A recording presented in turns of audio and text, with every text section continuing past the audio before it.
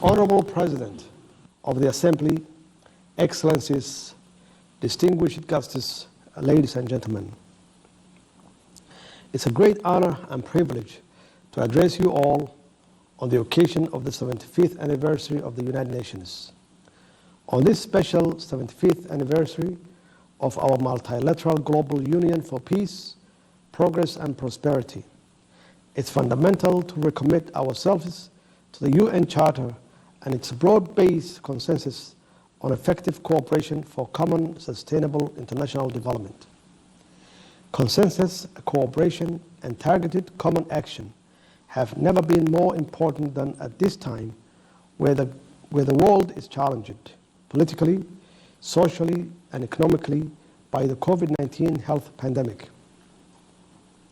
In assessing the way forward to achieving the agreed Sustainable Development Goals by 2030 in the midst of the global COVID-19 pandemic, we must also re-examine the future we all want and the United Nations will need to attain it.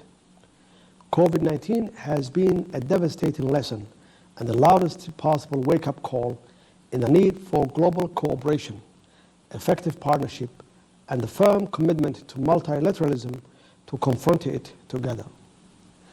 COVID-19 recognizes no borders, nationality, gender, or economic status of nations or individuals. We are all equally victims. Therefore, a unifying solution must be found to protect every human being from it. In Somalia, our government and people have worked closely together to mitigate the worst effects of the COVID-19 pandemic. Like most governments across the world, we prioritize the health of our citizens and did as much as possible to save lives. Through direct medical provision and consistent, updated and effective public health information, our government did its utmost to keep our population as safe as possible. COVID-19 cases, which were rising quickly at the early stage of pandemic, have fallen steadily as a result of our government's swift actions.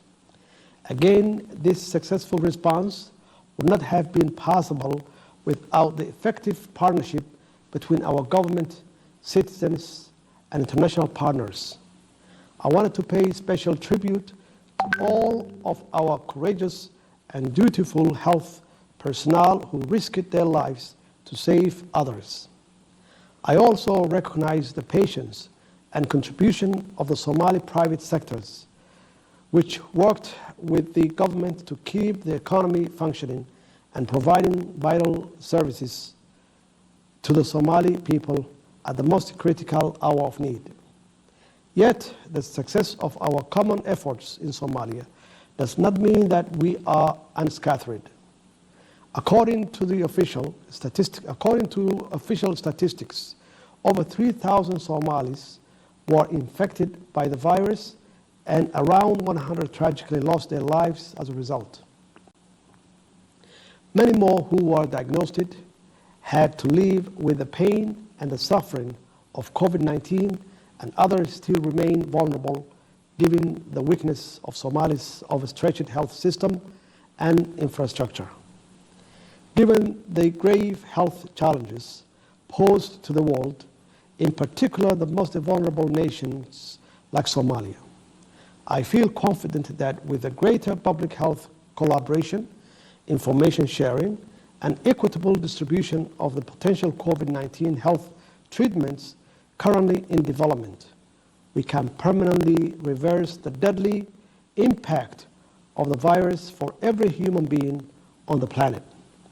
This is the only way we can secure our common future, and therefore it's must that we as a community of nations reaffirm our collective commitment to multilateralism and confront COVID-19 through effective and coordinated multilateral action.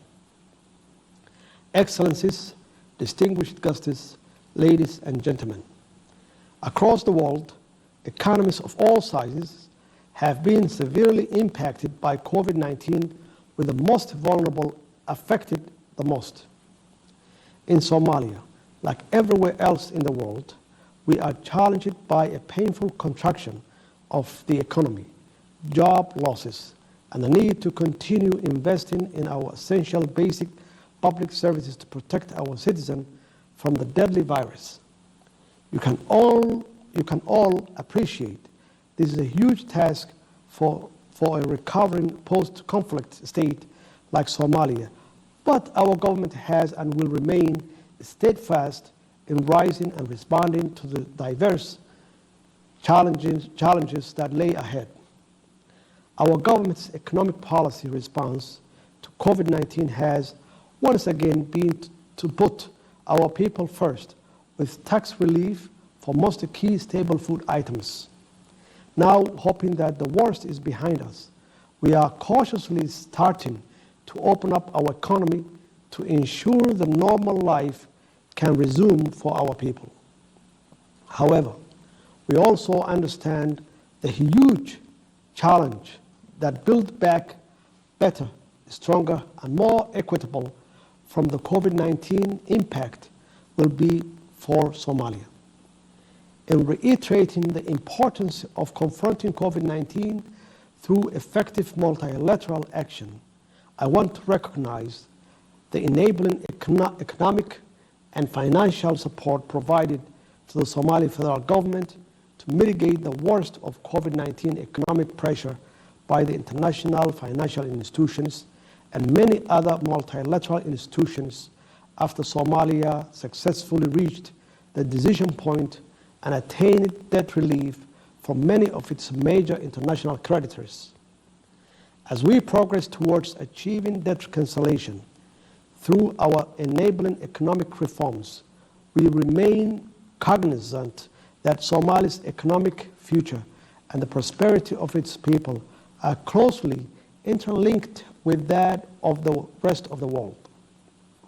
In this regard, the future we want in Somalia is one which promotes greater partnership for international trade, enhancing foreign direct investment in key productive sector, which has the potential to feed the world, and the development of human capital to create future opportunities for us all.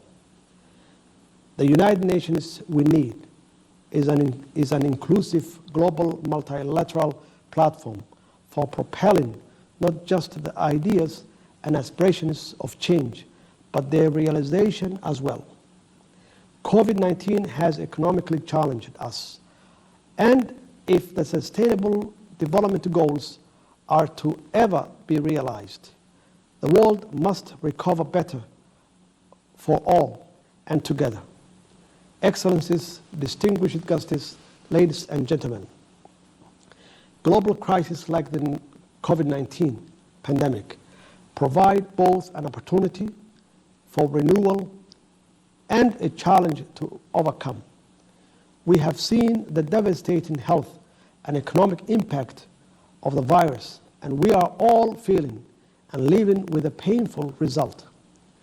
No nation, no matter how well resourced, is immune.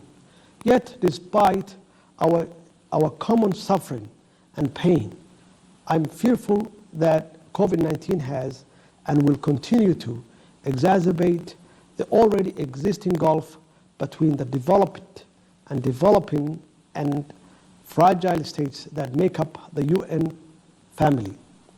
This is something that must be avoided at all costs, as tackling today's major global challenges, including insecurity, climate change, poverty, and the increasing inequality, which is the driver of much division and discontent across the world, depend on effective cooperation and multilateral actions which bring the sustainable development goals to fruition.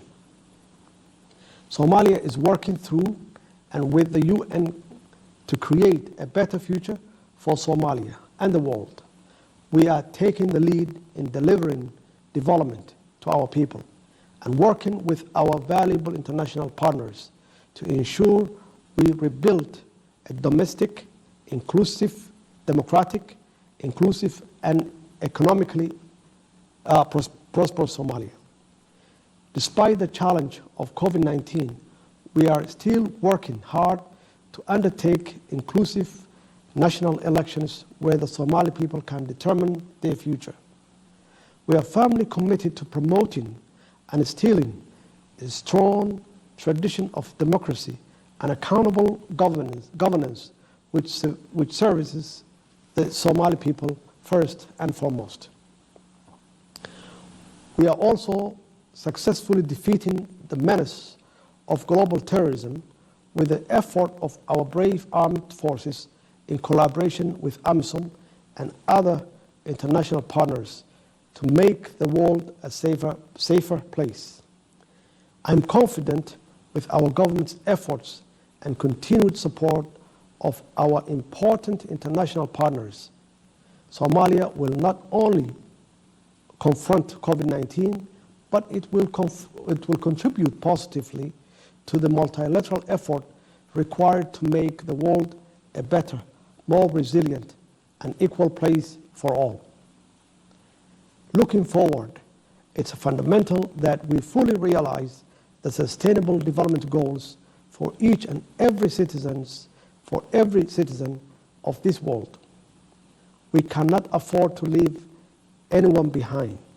This means that the United Nations will also have to improve further, innovate faster, and deliver better for the most fragile nations and vulnerable communities. The United Nations can do this by supporting national and personal development through assisting and strengthening national institution framework, systems, knowledge transfer, and investment in human capital. These are real long-term investment that will actually contribute to prosperity, alleviation, and creation of opportunity for all. In conclusion, the United Nations and the family of nations, which comprises its membership, must work together through renewed partnership to confront COVID-19. We must also continue to engage each other positively to create the inclusive and prosperous future we want with and through the United Nations we need.